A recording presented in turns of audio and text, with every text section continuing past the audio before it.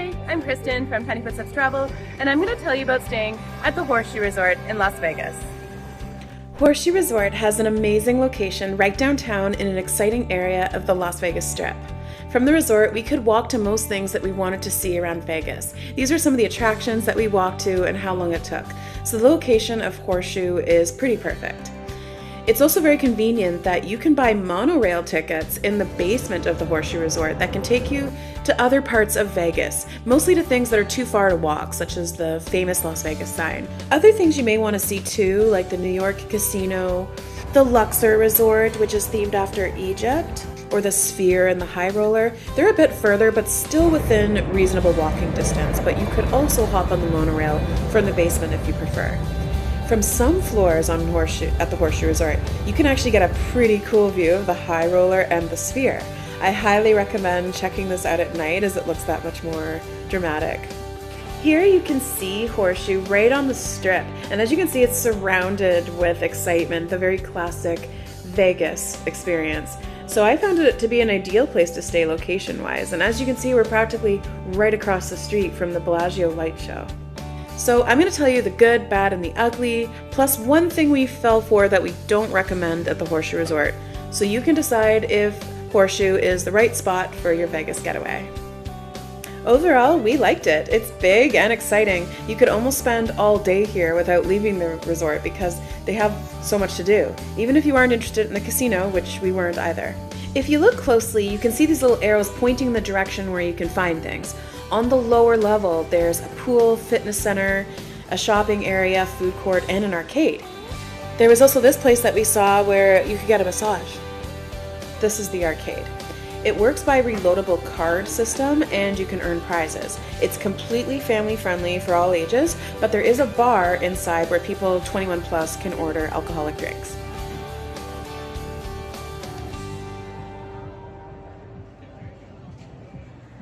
These are the escalators that you take down to the basement, and as you can see, everything's really well marked. The sign above says that the monorail, fitness center, food court, and the pool are straight ahead. Just don't forget to buy your monorail tickets right here at the bottom of the escalator. But you'll find these machines where you can buy them at the station and even online too. There are some shops in the basement part of Horseshoe, and as you can see, the food hall is straight past these shops.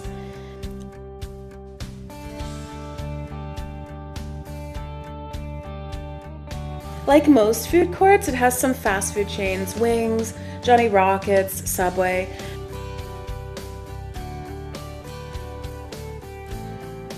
There's also this bar with what seems to be an arcade that seems to only be open later as it's closed right now during the day. As you keep going past the food hall, you'll pass the fitness center, which is small, I might add, but I don't think many people come here to use it. Past the fitness center is where you'll find the monorail station. The name of the monorail station is the Horseshoe Paris Monorail Station, and there's tons of maps online that you can check out to see what parts of the city that you can get to with the monorail. Another thing we really liked about Horseshoe Las Vegas is that it's attached to the Grand Bazaar via an elevator.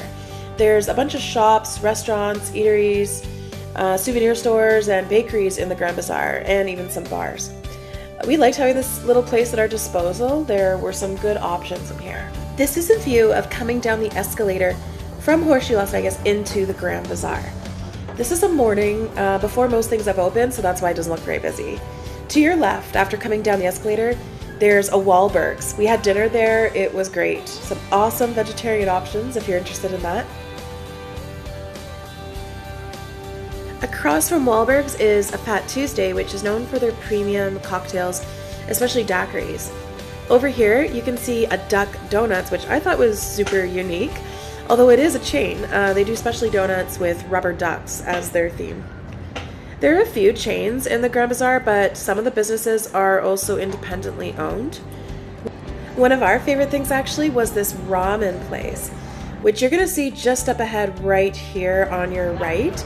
It's a very long restaurant that also makes it super cozy inside though, because it feels small. Their ramen was really good, and they also had very good vegetarian options, which I liked. So their name is Ramen Ya, and according to their website, they're actually recommended in a Michelin guide.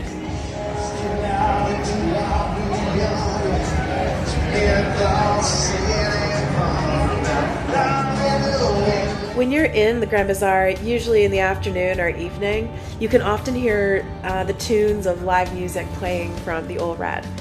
The Old Red looked really busy. It actually looked very difficult to snag a spot, but it seemed to have an amazing vibe. So if it is possible to make a reservation, I would do that in advance if you're interested.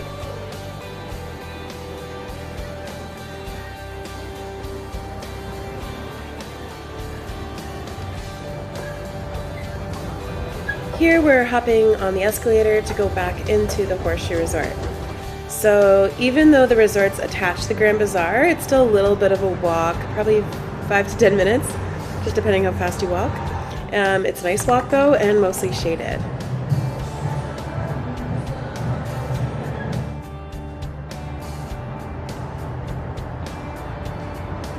Just up here, there's an escape room, and they have some pretty cool, elaborate themes. The games are for anywhere from 2 to usually up to 6 players. The walkway to the Grand Bazaar is right in the lobby of the hotel, so it's also very easy to access. Here's a little bit around the casino at Horseshoe. We didn't do any gambling, but we did walk around the casinos a little bit. They looked really fun and popular. In a couple minutes, I'm going to be sharing some surprising facts about this casino that'll make your jaw drop, so stay tuned or skip ahead to hear more about that. In the morning, we got breakfast at this cafe that's right beside where the casinos are. It works well for an early morning breakfast. Because one of the other good things about Horseshoe is that it is one of the major hotels, so it's always a place where tours can pick you up in the morning to head out on day trips. We went on a day tour to see the Hoover Dam and Grand Canyon West, which I definitely recommend while you're in Vegas.